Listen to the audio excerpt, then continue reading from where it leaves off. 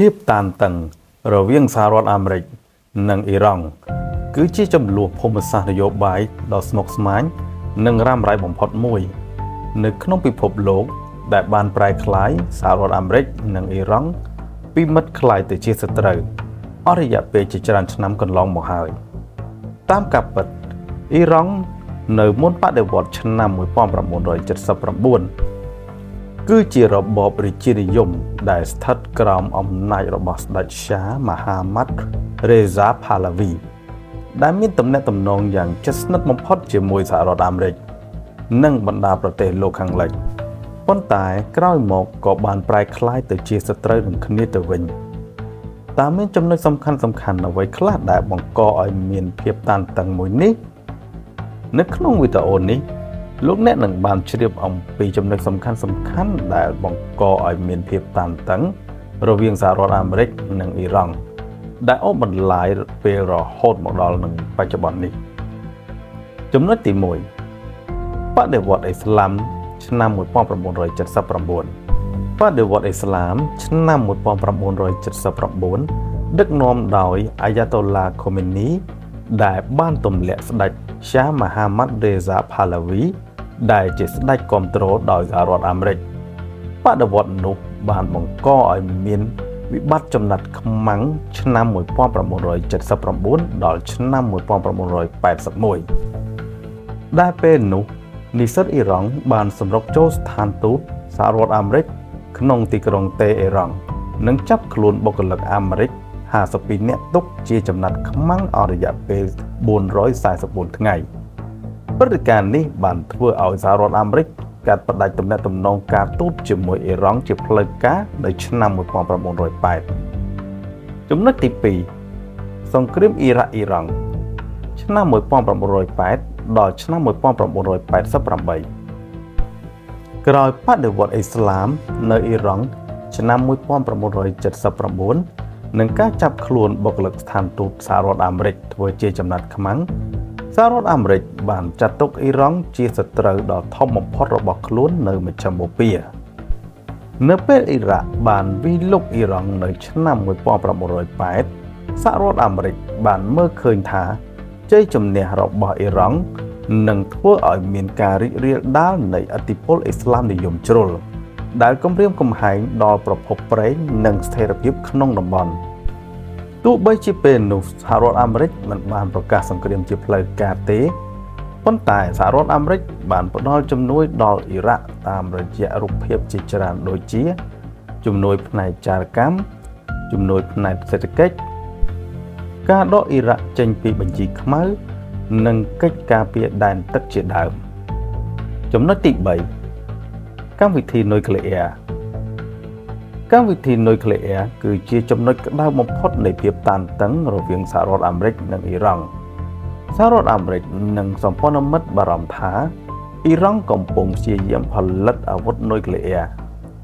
កិច្ចព្រមព្រៀងឆ្នាំ2015អ៊ីរ៉ង់បានយល់ព្រមកម្រិតការចម្រាញ់អ៊ុយរ៉ាញ៉ូមជាថ្នូរនឹងការដកទណ្ឌកម្មសេដ្ឋកិច្ចក៏ប៉ុន្តែការដកខ្លួនរបស់សហរដ្ឋអាមេរិកនៅឆ្នាំ2018លោកដូណាល់ត្រាំបានដកអាមេរិកចេញពីកិច្ចព្រមព្រៀងនេះ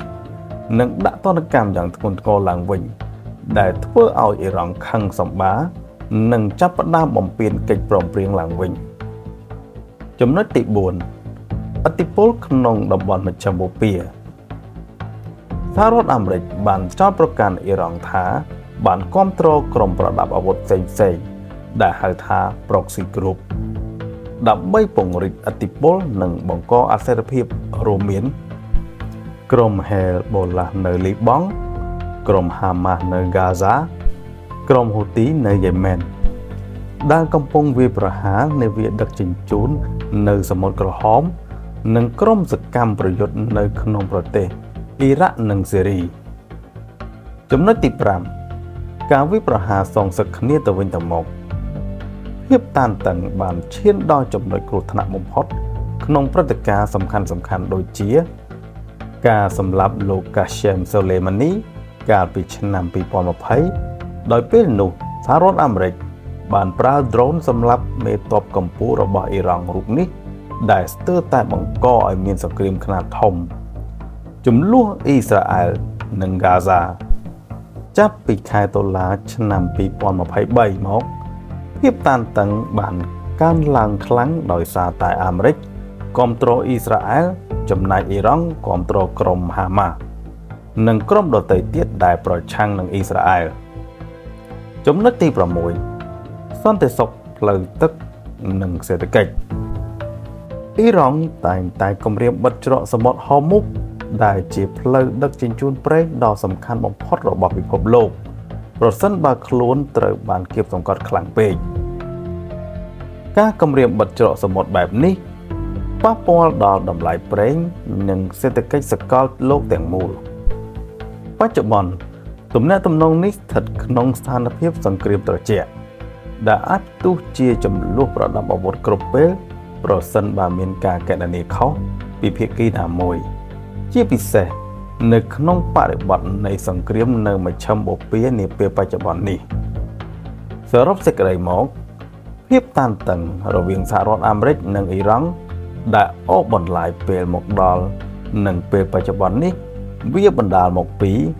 ការទម្លាក់ស្ដេចឆាដែលជាស្ដេចគាំទ្រដោយសហរដ្ឋអាមេរិកក្នុងបដិវត្តន៍អ៊ីស្លាមឆ្នាំ1979ការលុកដៃពីសំណាក់សហរដ្ឋអាមេរិកក្នុងសង្គ្រាមអ៊ីរ៉ាក់អ៊ីរ៉ង់ឆ្នាំ